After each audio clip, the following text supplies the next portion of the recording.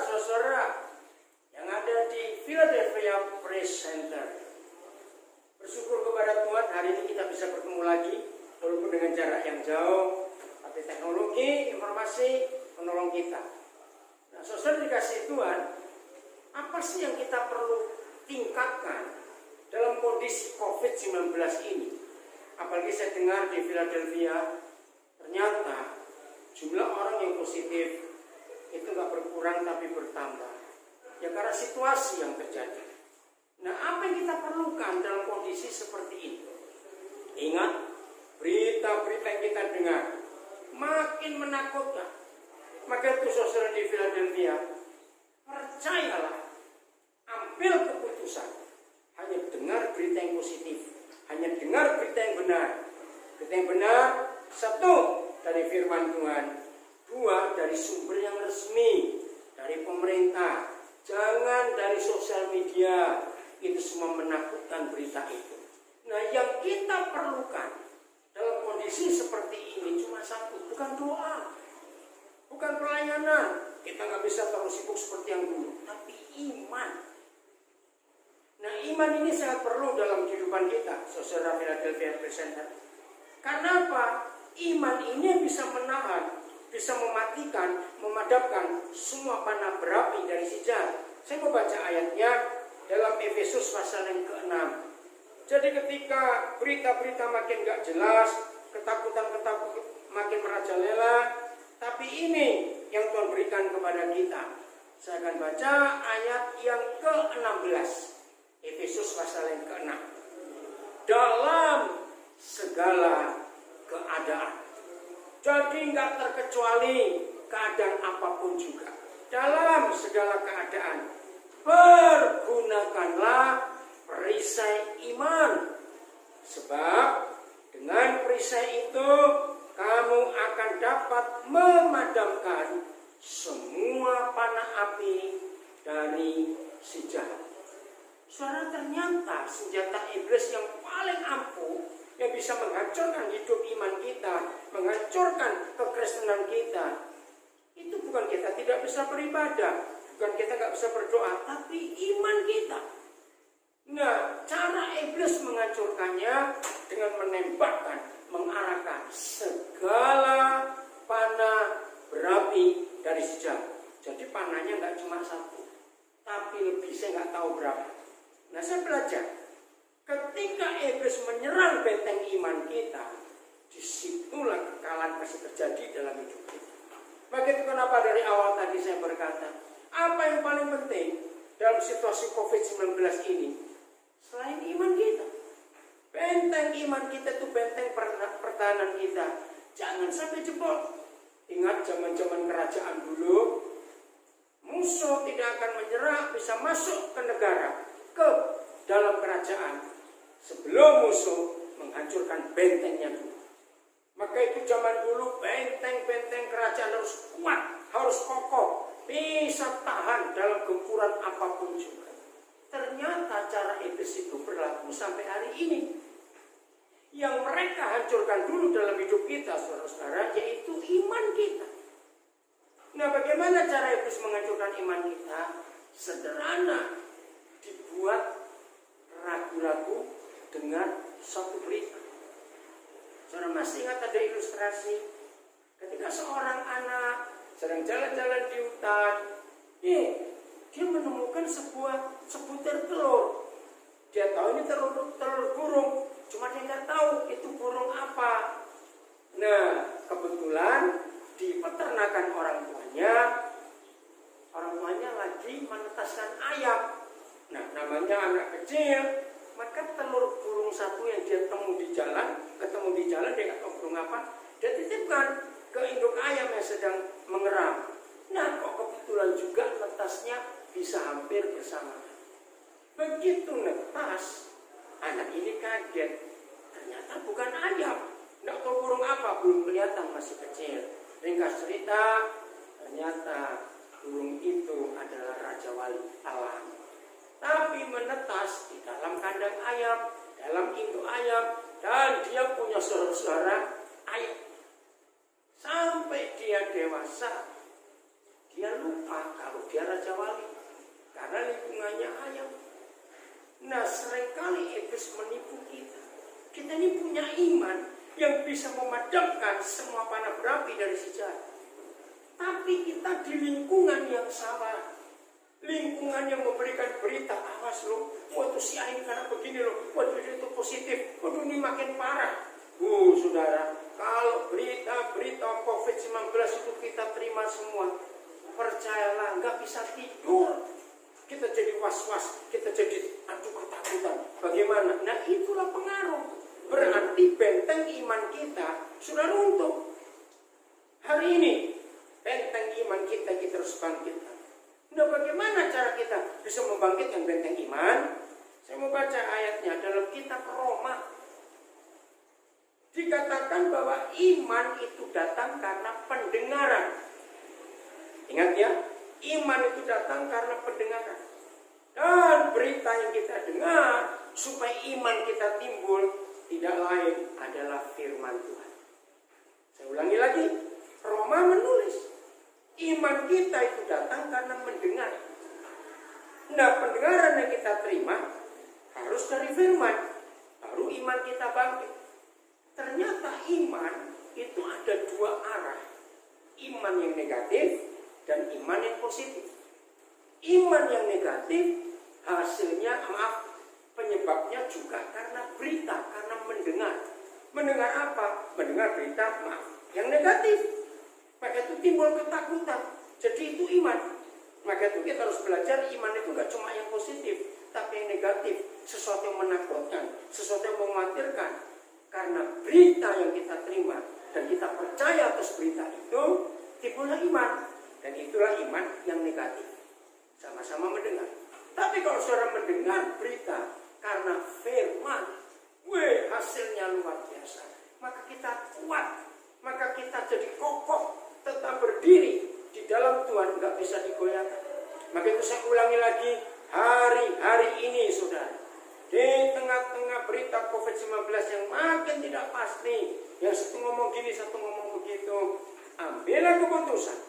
Saudaranya mau dengar berita dari firman Tuhan, jangan dari sosial media, karena itu menakutkan, itu mempengaruhi, itu meruntuhkan iman kita.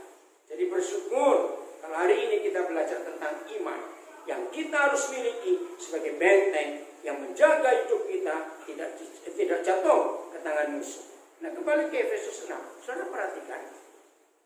Saya ulangi lagi ayat 16 ya. Dalam segala keadaan. Jadi artinya keadaan baik maupun tidak baik, keadaan aman maupun menakutkan, keadaan positif maupun negatif, pokoknya segala keadaan, pergunakanlah perisai iman. Sebab dengan perisai itu, dengan perisai iman itu, kita akan dapat memadamkan semua panah api dari si jahat semua. Saya nggak tahu berapa jumlahnya. Nah, waktu saya belajar ini pertama kali dari Roh Kudus, ternyata panah berapi yang pertama yang ditembakkan iblis ke kita. Ya, saya ulangi, panah berapi yang pertama yang ditembakkan iblis ke kita itu panah kekhawatiran. Ternyata pintu yang terbuka untuk meruntuhkan benteng iman kita adalah kekhawatiran. Coba saudara renungkan, mudah atau tidak yang namanya manusia ini khawatir? Oh, sangat mudah. Maaf, saya beri contoh. Dengan adanya COVID-19 ini, sebetulnya banyak orang nggak positif. Loh, kenapa jadi positif? Karena khawatir. Nah, sekarang saya bicara tentang medis. Saudara, sampai hari ini, saya nggak tahu berapa waktu kemudian, dunia ini belum menemukan obat untuk COVID-19. Nggak ada. Bahkan antivirusnya belum ada, vaksinnya belum ada. Maka itu kalau orang positif dengan COVID-19, itu nggak diobatin. Lalu, ya kalau dibawa ke rumah sakit cuma untuk jaga-jaga saja. Maka itu satu-satunya alat yang paling berguna orang yang positif COVID-19 adalah ventilator untuk membantu pernafasan. Karena itu yang paling berbahaya. Nah, kurang ajarnya virus ini yang diserang itu paling banyak paru-paru, bisa ke usus, maaf, sampai orang bisa berak-berak. Tapi paling banyak itu kena paru-paru. Begitu virus itu masuk ke tubuh orang dan masuk ke paru-paru, dia nggak milih yang lain dulu, maka virus ini berkembang biak dengan cepat. Begitu virus ini berkembang biak dengan cepat, maka virus ini membentuk lendir atau dahak, dan dahaknya itu lengket, ya sudah, dengan cepat. Maka itu orang kalau sudah dikatakan positif, yang difoto adalah toraks, dada sini, untuk melihat paru-paru. Begitu ada flek putih, jangan dibiarkan, karena berkembangnya cepat. Nah, begitu virus ini sudah menguasai paru-paru dan menciptakan lendir yang kental sekali, menutupi seluruh permukaan paru-paru. Berarti seperti udara disubat, nggak bisa nafas. Maka itu 99% kematian orang yang kena virus ini nggak bisa nafas, tercekik sudah. Jadi nggak ada obatnya. Lalu apa yang diberikan oleh para dokter di rumah sakit? Vitamin C, betul, multivitamin, dan obat-obat yang lain untuk membangkitkan imun, kekebalan pada tubuh kita sendiri. Jadi bukan antibiotik, bukan. Bersyukur ya kami di Papua, bersyukur. Sampai hari ini mungkin belum ada orang Papua asli atau orang yang sudah lama tinggal di Papua itu bisa kena COVID-19. Aneh bukan? Kenapa begitu? Karena kami sudah terbiasa dengan kloroquine, obat-obat anti malaria. Maka itu di Eropa, di Amerika, bahkan Presiden Trump pernah bicara awal-awal COVID ini muncul, kloroquine. Nah, sore-sore dikasih Tuhan bagi kami yang di Papua, kloroquine itu seperti orang makan kacang. Maka itu bersyukur kepada Tuhan, Tuhan lindungi kami, karena dengan cara itu, maka itu nggak ada obatnya. Jadi obatnya adalah imun dalam tubuh dibangkitkan, kekebalan tubuh. Nah, secara alamiah imun kita itu akan tetap stabil, bahkan makin kuat kalau kita nggak khawatir, nggak stres, nggak takut. Begitu kekhawatiran masuk dalam jiwa kita, langsung drop imun kita. Saudara pernah dengar kata endorfin? Wah, itu luar biasa. Endorfin itu kalau dalam dunia kesehatan ada perkembangannya, namanya morfin. Nah, morfin itu diperlukan untuk menghilangkan rasa sakit. Saudara, endorfin yang Tuhan ciptakan gratis di hidup kita lewat syaraf otak kita. Jadi orang yang gembira terus, ya, pusat syarafnya ini nggak tertekan, nggak takut, nggak ngalami apa-apa, maka endorfinnya itu produksinya sempurna. Dan kekebalan tubuh orang itu karena endorfinnya bagus, imunnya kuat. Maaf, karena itu orang gila nggak akan pernah kena COVID-19, karena gembira terus. Betul bukan firman Tuhan? Hati yang gembira adalah obat yang manjur. Maka itu kalau hati kita gembira dan nggak khawatir, maka imun kita, kekebalan tubuh kita tiap hari itu berproduksi. Kekebalan tubuh kita, imun kita sudah Tuhan ciptakan sejak kita masih dalam kandungan. Ini luar biasa. Maka itu dalam dunia, baik alam maupun fisik tubuh kita, ada istilah self healing. Ternyata semua makhluk hidup itu punya kekuatan self healing untuk menyembuhkan dirinya sendiri. Soal binatang, ternyata mereka punya self healing. Tumbuh-tumbuhan yang dipatahkan dahannya, nggak lama dia tumbuh lagi karena self healing. Jadi ini luar biasa. Maka itu orang yang bisa menjaga kekebalan tubuhnya, imunnya, dia nggak akan kena serangan, nggak akan positif dengan COVID-19. Jadi sampai hari ini nggak ada obatnya, belum ada. Obatnya ternyata ada di dalam diri kita sendiri. Nah, jadi sebagian besar, maaf, orang yang meninggal karena COVID-19 awalnya bukan karena virus itu. Awalnya karena khawatir, was-was, takut.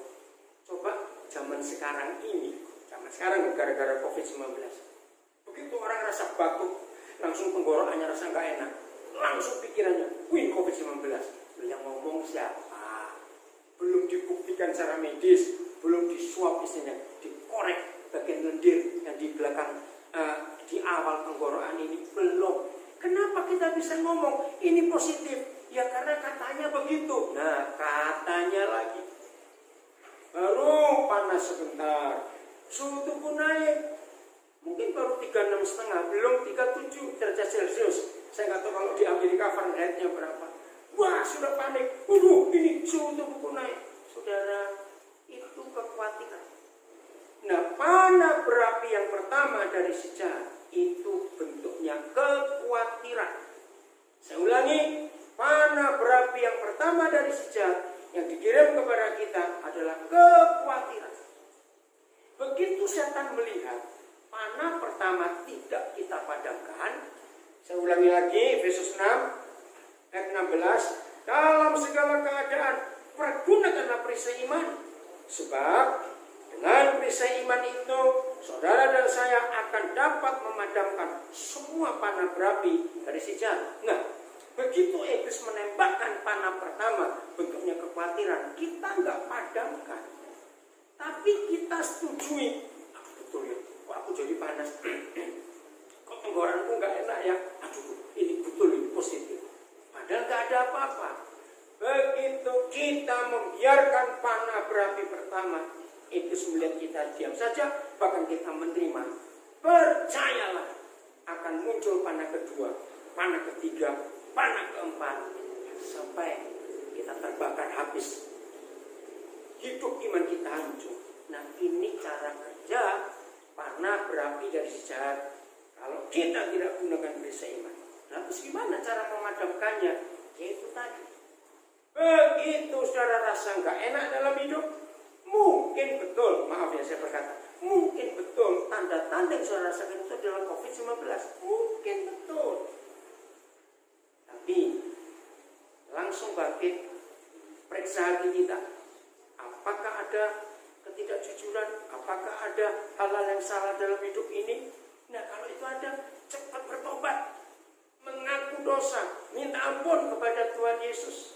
Sucikan Tuhan aku dari semua dosa kejahatan ini, karena itu merusak, itu pengaruh, sehingga imun kita kacau semuanya. Karena orang yang ada dosa dalam hidupnya, ada tekanan dalam hidupnya, ada kekhawatiran dalam hidupnya, orang merusak metabolisme tubuhnya, jadi kacau semua. Maka itu saya ulangi, sebagian besar korban dari COVID-19 itu bukan karena virus itu, tapi karena khawatir, karena takut, karena was-was. Ada istilah parno, ya, artinya apa? Paranoid. Nah itu yang bahaya, itu yang merusak dalam hidup kita. Maka hari ini kita belajar tentang iman, karena iman, perisai iman. Saya pegang begini kayak perisai, tangan diri perisai iman, perisai iman ini kita pakai, padamkan. Nah apa yang kita pakai untuk memadamkannya? Perisai iman bentuknya apa? Dengan kata-kata, ingat, khawatir datang karena suara yang kita dengar. Itu iman negatif. Begitu pula iman positif, kita dengar sesuatu yang positif dan datangnya dari Tuhan. Nah, pakai firman Tuhan untuk membangkitkan iman kita. Jangan pakai kata-kata yang lain. Ini yang berbahaya. Oke ya, jadi saya ulangi, iman itu datang karena mendengar. Mendengar karena firman Tuhan, kata-kata Tuhan. Kata-kata orang bisa membuat negatif dalam hidup kita, sangat bisa. Bahkan berita-berita sosial media yang nggak tahu kepastiannya pun bisa merusak iman kita semua. Maka itu saya ulangi, ambil keputusan. Jangan dengarkan sosial media, dengar firman dan dengar berita yang resmi, ya, baik dari pemerintah maupun dari lembaga-lembaga resmi yang diakui oleh pemerintah. Dengan dari situ saja, stop sosial media yang merusak iman kita itu. Nah sekarang saya akan buktikan, Yohanes 1 ayat 3. Jadi ini cara kita memadamkan panah yang pertama dari si jahat, supaya khawatir langsung kita matikan dengan iman kita, perisai iman. Yohanes pasal yang pertama ayat yang ketiga. Begini kata Tuhan kita. Segala sesuatu, keren, segala sesuatu dijadikan oleh Dia. Dan tanpa Dia, siapa Dia? Firman. Kok bisa? Saya baca ayat 1 ya. Yohanes 1 ayat 1. Pada mulanya adalah firman. Firman itu bersama-sama dengan Tuhan. Dan firman itu adalah Tuhan. Karena pada mulanya adalah firman. Dan perikop ini membahas tentang firman. Maka ayat 3. Segala sesuatu dijadikan oleh firman. Dan tanpa firman tidak ada sesuatu pun yang telah jadi dari segala yang telah dijadikan. Jadi firman ini itu perisai iman kita yang bisa memadamkan kekhawatiran, was-was, gelisah, takut, mati semuanya. Apa berapi jadi sejati? Karena kita dengar firman. Apa sih Bapak kita katakan? Sebelum saya ngomong tentang firman Tuhan, saya bicara tentang firman manusia. Karena manusia pun bisa berfirman, bukan kata-kata. Contohnya, suatu hari saudara hadir sebuah pesta. Pestanya ramai sekali, meriah, dekorasinya, lampunya, hiasannya, makanannya, musiknya, pokoknya ramai. Tiba-tiba ada orang lari-lari di pesta itu. Terus orang tanya, cari siapa? Mana yang punya pesta? Oh, duduk di sana yang pakai baju itu. Begitu sampai, cuma ada berita singkat kepada pemilik pesta. Mama meninggal. Ayo saya tanya kepada saudara. Dengan kalimat yang pendek, mama meninggal. Menciptakan apa di tengah-tengah pesta yang meriah itu? Menciptakan duka cita. Walaupun yang punya pesta berkata dengan terpaksa, saya harus meninggalkan para tamu dan undangan karena ada berita barusan ini, ibu saya meninggal. Ayo jujur, enak gak sih kita tetap lanjutkan pesta, nyanyi, makan, yang punya pesta berduka? Ya pasti gak enak. Hanya karena kata-kata yang pendek, mama meninggal, suasana berubah. Ayo hari-hari ini, yang tadinya sehat, seger, gak ada apa-apa, ketemu 4 hari kemudian jadi loyo, saudara. Kaget, loh kamu tuh kena apa? Itulah ada berita. Jangan-jangan aku ini kena virus ini. Loh kok baru jangan-jangan? Itu menggerogoti iman kita. Semangat kita jadi hancur, saudara. Habis semua kalau begitu. Maka itu hari ini, pertahankan perisai iman ini.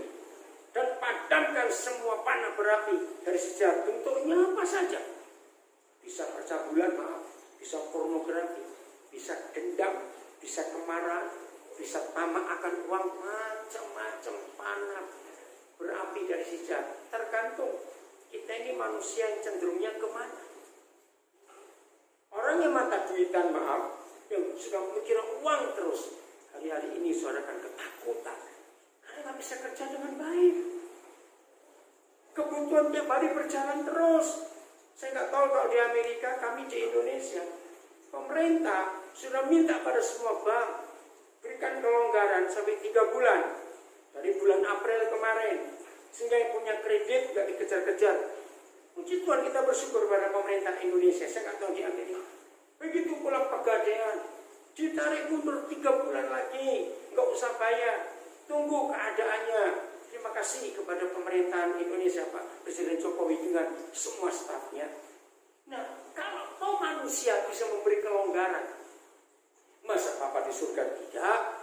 Maka itu saudara, walaupun ini sulit, nggak tahu kapan bisa normal lagi, kapan kita bisa dapat duit lagi, percayalah, Tuhan nggak akan biarkan kita, karena Dia berjanji. Burung di udara saja Dia pelihara. Nggak punya ATM, nggak punya almari, nggak punya lemari es untuk nyimpan apa-apa. Tuhan pelihara. Lihat tuh burung-burung kalau pagi-pagi, waduh itu ramai. Apalagi sekarang di Amerika masih suasana spring, bukan? Belum masuk ke summer. Dengarkan suara burung-burung itu. Pernah gak sih kita ketemu burung ngomel kalau pagi? Enggak. Mereka bernyanyi, rame, saut-sautan. Padahal belum tentu hari ini ada makanan buat mereka. Tapi mereka percaya begitu ada matahari, maka akan ada harapan. Itu iman kita. Untuk menimbulkan harapan, maka kita setia. Ingat janjinya dalam kitab Ratapan. Dari 66 Alkitab yang ada di Alkitab kita, yang paling jelek itu namanya Ratapan, Lamentation. Tapi di dalam kitab yang namanya paling jelek, Meratap, justru ada firman yang luar biasa. Pasal 3:23. Selalu baru tiap pagi, besar setiamu. Saudara dikasih Tuhan. Itulah harapan kita. Itulah perisai iman kita. Pagi-pagi bangun. Jangan langsung pegang leher. Aduh, kok masih hangat ya? Terus kita pegang dahi. Aduh, kok masih hangat ya? Cepat-cepat ambil termometer. Enggak usah. Bangun dengan sukacita. Kalau ada hari ini, ada yang baru hari ini, bangkitkan. Maka imun saudara akan kuat kembali. Maka sepanjang hari itu kita akan tetap bisa bekerja secara normal. Ada harapan, gak usah takut. Tuhan pasti pelihara. Itu janjinya. Maka itu mulai hari ini sungguh-sungguh hidup di dalam janji Tuhan yang luar biasa itu. Saya suka ayat ini, saudara. Hosea 6 ayat 3. Ini firman luar biasa. Ayo kita semuanya belajar ya, supaya kita jangan dikalahkan oleh iblis. Jadi saya ulangi lagi, perisai iman yang perlu kita padamkan pertama kali, karena cara iblis menembakkan panah berapinya adalah kekhawatiran. Padamkan. Begini Hosea 6 ayat 3. Marilah kita mengenal dan berusaha sungguh-sungguh mengenal Yahweh. Oh, terima kasih. Setelah Papa ajak kita bukan berdoa, bukan ini, bukan itu, tapi diajak, marilah kita mengenal dan berusaha sungguh-sungguh mengenal Papa di surga. Lalu kalimat berikut, saudara, iya, pasti muncul seperti fajar. Apa itu artinya? Saudara, luar biasa. Saudara tinggal di Amerika, apalagi di bagian selatan, Florida dan daerah-daerah sekitarnya, kan sering ada typhoon, bukan? Ada tornado, angin yang mengerikan itu. Seorang yang di Philadelphia pun sering mengalami badai salju, gelap sekali, hujan atau halilintar, thunderstorm, luar biasa malam itu. Jangan takut, tinggallah tidur. Besok, iya, pasti muncul seperti fajar. Kenapa Papa kita tidak menggambarkan dirinya dengan hal yang lain? Kenapa mesti fajar? Karena matahari tidak pernah terlambat untuk mengeluarkan cahaya bagi kehidupan di bumi, menandai hari yang baru. Amin, saudara. Nah, ini cara kita memadamkan panah berapi dari si jahat.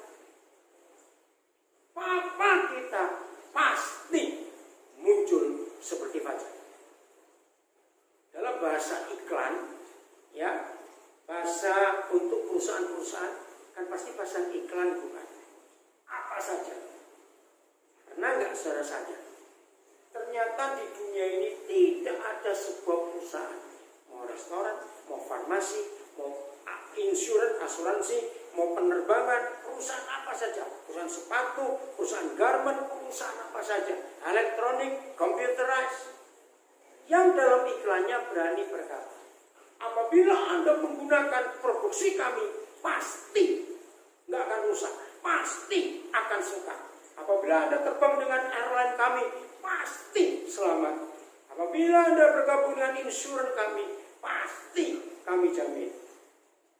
Berani? Nggak ada. Di dunia ini nggak ada satuan perusahaan yang bisa menggunakan kata pasti dalam semua iklan. Ternyata Alkitab ini satu-satunya buku. Maaf, Alkitab ini satu-satunya buku yang menulis pasti. Maaf, bahkan kitab suci agama apa saja, kata pasti hampir tidak ada. Saya pakai bahasa manusia, pasti. Ini Bapak kita, ia pasti muncul seperti fajar. Maka itu mau takut apa dalam hidup kita? Kalau kita percaya Tuhan kita itu Papa yang baik dan Dia Papa yang setia untuk hidup kita, ia pasti muncul seperti fajar. Maka itu saudara, bangkitkan iman kita hari ini supaya imun kekebalan tubuh kita terus berproduksi sehingga kita ini sehat. Maka itu maka itu hampir tidak ada anak kecil yang kena COVID-19. Loh, kenapa anak kecil hampir gak ada yang kena? Sedikit sekali. Karena anak-anak itu gembira terus. Anak-anak itu sukacita terus. Maaf, waktu suara kita robek positif, saya cek dengan Novi juga. Bagaimana Darius? Masih ingat ya? Jawabannya apa? Darius cuek aja. Tiap hari main-main, lari-lari. Walaupun gak bisa ketemu saya, karena Robert harus mengisolasi diri. Nah, saya bilang, itulah anak kecil. Dia tahu bapaknya sakit, dia tahu. Cuma dia gak bisa tahu apa itu COVID-19. Saudara, maka itu anak-anak kecil hampir gak ada yang kena COVID-19. Karena mereka bergembira terus, sukacita terus. Maka itu kekebalan tubuh mereka sempurna. Jadi gak bisa terserang penyakit itu. Jadi betul bukan kata Tuhan Yesus, belajarlah kepada anak-anak, jadilah seperti anak kecil. Karena mereka fresh, mereka sukacita. Ayo hari ini bangkitkan iman kita dengan cara yang benar. Oke? Nah, Yudas ayat 20. Ya, Yudas itu sebelum kitab Wahyu ada kitab Yudas. Ayat 20. Nah, Papa kita minta begini. Yudas ayat 20. Ya, cuma satu pasal.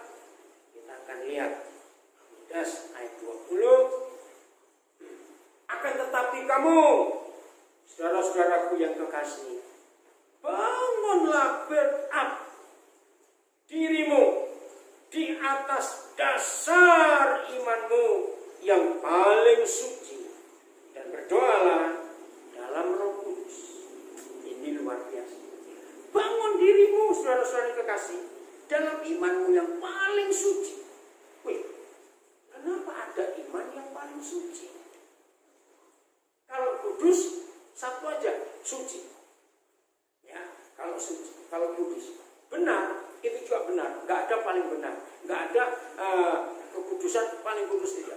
Tapi iman, hanya iman yang ditulis di Alkitab, ada tingkatan-tingkatannya.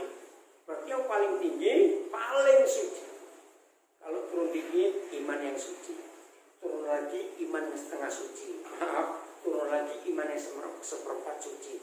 Turun lagi iman yang tidak suci. Nah, iman yang tidak suci itu apa? Itu karena ketakutan, karena iman negatif, karena dengar berita yang salah. Timbul iman yang tidak suci. Tapi terpujilah Tuhan kalau saudara membangun diri kita di atas dasar iman yang paling suci. Ini luar biasa. Terima kasih Papa, Engkau menyediakan iman yang paling suci. Nah, iman yang paling suci itu cuma satu fondasinya, yaitu firman Tuhan. Bukan firman orang, bukan firmannya sosial media. Tidak, hanya the word of God. Firman Tuhan itu yang membuat iman kita jadi suci di hadapan Tuhan. Nah, itu ayo mulai hari ini saudara, tingkatkan iman kita dengan satu cara saja. Dengar firman, dengan firman. Karena firman Tuhan kita selalu berkata, jangan takut, jangan takut. Masih ada harapan. Jadi Tuhan tidak pernah bohong. Jadi kita punya iman yang suci, iman yang paling suci. Karena kita percaya kepada siapa? Saya baca kitab Bilangan, ya pasal 23. Supaya kita makin kuat dalam iman kita. Apa yang meyakinkan kita untuk kita tidak takut dalam menghadapi semua tantangan, berita-berita yang menakutkan ini? Bilangan pasal 23. Gini kata Tuhan, ayat 19. Tuhan bukanlah manusia, God is not a man, sehingga ia berdusta. Enggak, saudara.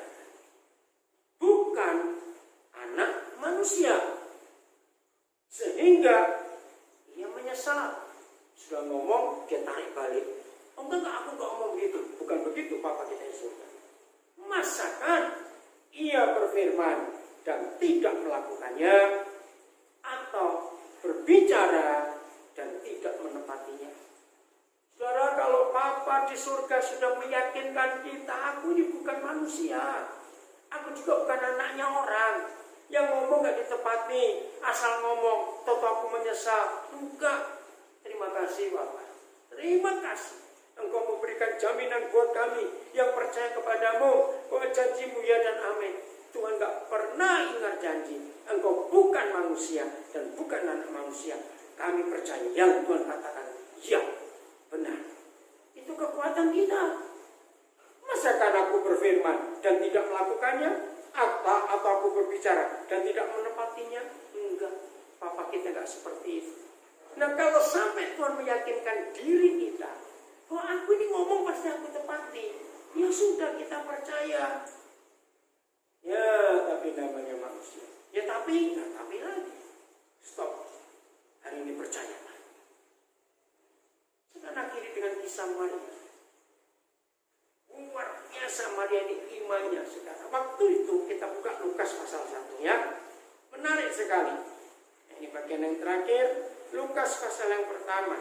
Inilah iman yang luar biasa yang kita harus miliki dalam kehidupan kita, sehingga anak panah berapi, segala anak panah berapi dari hijab kita bisa kalahkan dan kita bisa matikan.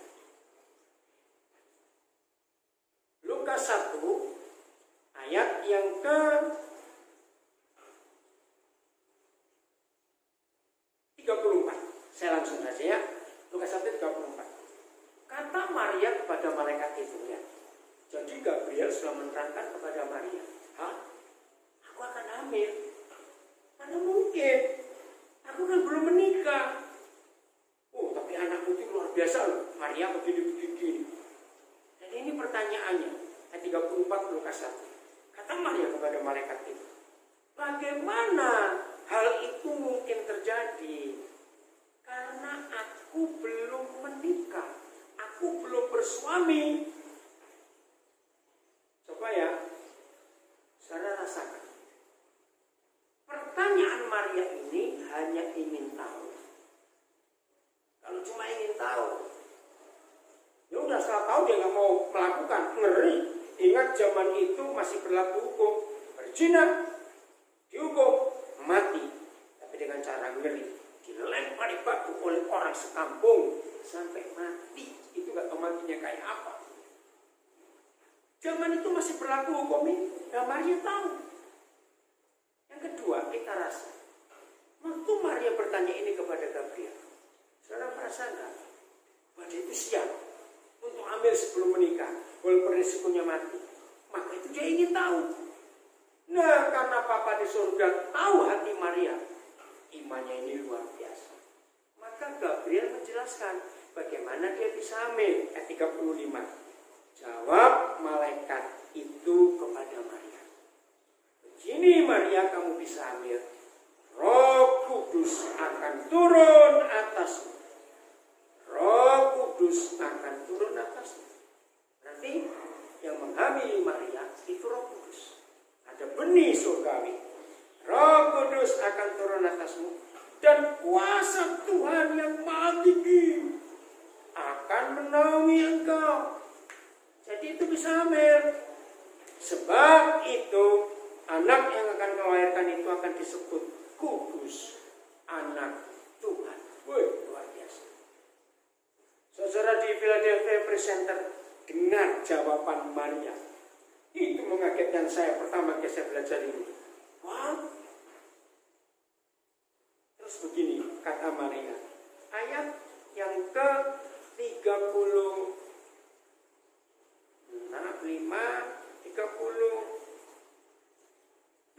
maaf. Ya, 37. Saya langsung potong. Kenapa Gabriel harus menyatakan ini? Sebab bagi Tuhan tidak ada yang mustahil. Setelah diterangkan oleh Gabriel, begini begitu kamu hamil Maria. Tentu akhirnya Gabriel berkata, sebab bagi Tuhan tidak ada yang mustahil. Apa maksudnya? Kamu bisa hamil walaupun nggak menikah. Sebab bagi Tuhan nggak ada yang mustahil. Nah, seringkali iman yang tidak suci, kalau ada gereja mengkhotbahkan Lukas 1:37, tapi bukan untuk Yesus jadi manusia lewat kita, tapi khotbah dari berapa gereja menyesatkan, cuma ngambil Lukas 1:37, percayalah saudara. Saudara nggak punya uang, kalau saudara beriman punya mobil, imani mobil itu. Ngawur. Karena bagi Tuhan nggak ada yang mustahil. Salah. Saudara pengen ke Amerika, maaf, yang di Indonesia. Berapa kali ditolak untuk apply visa? Hari ini, percayalah Lukas 1:37, bagi Tuhan nggak ada yang mustahil. Maaf, itu iman yang paling tidak suci. Bagi Tuhan nggak ada yang mustahil. Sesuai kata Tuhan lewat Gabriel di Lukas 1:37. Itu bukan untuk yang lain. Konteksnya cuma satu. Maria harus beriman bahwa Yesus bisa nyata lewat hidup. Saudara, di tengah-tengah keadaan dunia begitu menakutkan, COVID-19. Pertanyaan seluruh dunia sama. Sepanjang sejarah manusia, belum pernah sedunia pertanyaannya satu. Kapan selesai? Sampai kapan COVID-19? Ini serentak saudara seluruh dunia. Pertanyaannya satu. Tapi kalau saudara hidup di dalam Tuhan dan Yesus Tuhan bisa nyata lewat hidup kita, walaupun secara logika, masa sih aku bisa jadi sama seperti Yesus? Modelku begini, aku masih banyak kekurangan, aku masih banyak dosa. Bagi Tuhan tidak ada yang mustahil. Nah, itu baru betul iman. Bagi Tuhan tidak ada yang mustahil. Saudara dan saya bisa jadi sama seperti Tuhan Yesus Kristus. Dan itulah iman yang paling suci dalam hidup kita. Saudara-saudara yang dikasih Tuhan, di Philadelphia Presenter dan di mana saja, saya ikut mendengar ini karena kata Pastor Aldus Siaan, ini disiarkan banyak tempat. Biarlah saudara dan saya menyatakan Yesus di tengah-tengah dunia. Jadi panah berapi dari sisa, padamkan segera. Khawatir cuma dengar berita yang positif dari firman Tuhan, bukan dari hoax, bukan dari yang salah sosial media, tapi dari firman dan dari sumber berita yang resmi. Kalau iman itu ada, wah, hidup ini luar biasa. Sampai ketemu, saya pasti akan ke Philadelphia juga. Tuhan Yesus memberkati kita semua.